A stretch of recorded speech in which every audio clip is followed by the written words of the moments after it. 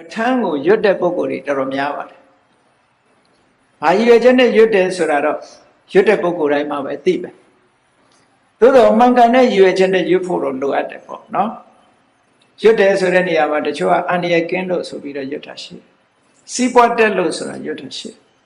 ။အန္တရာယ်ကင်းခြင်းလို့ဆိုတာလဲလူဆန္ဒပဲ။စီးပွားတက်ခြင်းလဲဆိုတာလဲလူဆန္ဒ။လူရဲ့ဆန္ဒတွေအမျိုးမျိုးပေါ့ပဋ္ဌာန်းကျမ်းကြီးကိုပူဇော်ခြင်းလို့ရွတ်တယ်ဆိုတဲ့ပုဂ္ဂိုလ်လည်းရှိကောင်းရှိနိုင်တယ်ပေါ့အထူးသဖြင့်မြန်မာပြည်မှာအထက်ကရာဆရာကြီးတွေကပြောခဲ့တယ်အဲ့ဒီစကားဟာမြန်မာလူမျိုးတွေသိနေကြတယ်ဒီနေ့တစ်ချိန်ကျတော့မြတ်စွာဘုရားဟောကြားတော်မူခဲ့တဲ့တရားတော်ကြီးတွေကွယ်ပြောက်သွားလိမ့်မယ်ကွယ်ပြောက်တဲ့အခါမှာအဘိဓမ္မာတရားကစပြီးကွယ်လိမ့်မယ်အဲ့ဒီအဘိဓမ္မာ9ကျမ်းမှာလည်းပဋ္ဌာန်းကျမ်းကြီးကစကွယ်မယ်ဆိုတော့မကွယ်အောင်ပဋ္ဌာန်းပွဲတွေလုပ်ပြီးအတန်20ရွတ်နေတာလည်းဖြစ်ကောင်းဖြစ်နိုင်တယ်ပေါ့ရည်ရွယ်ချက်ကတော့အဲ့တော့ရွတ်တဲ့ပုဂ္ဂိုလ်တွေစီမံတဲ့ပုဂ္ဂိုလ်တွေရဲ့ရည်ရွယ်ချက်ကတော့ဒါပုဂ္ဂိုလ်တွေဆိုင်ရာရည်ရွယ်ချက်ပဲပြောရပေါ့သို့တော့ကောင်းမွန်တဲ့ရည်ရွယ်ချက်နဲ့ရွတ်ကြမယ်ပူဇော်ကြမယ်ဆိုရင်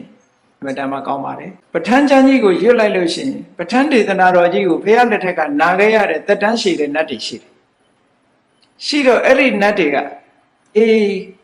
ဖះလက်ထက်တုန်းကငါနာခဲ့ရတဲ့အတန်မျိုးခုကြားတယ်ဆိုပြီးတော့သူတို့ကလာနာခြင်းနာမှာပေါ့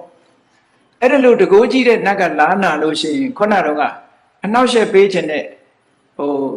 ဒီနတ်ဆိုးတွေဘာတွေကထွက်ပြေးကုန်တာပေါ့သူကသူဟောအန္တရာယ်ကင်းသွားတာ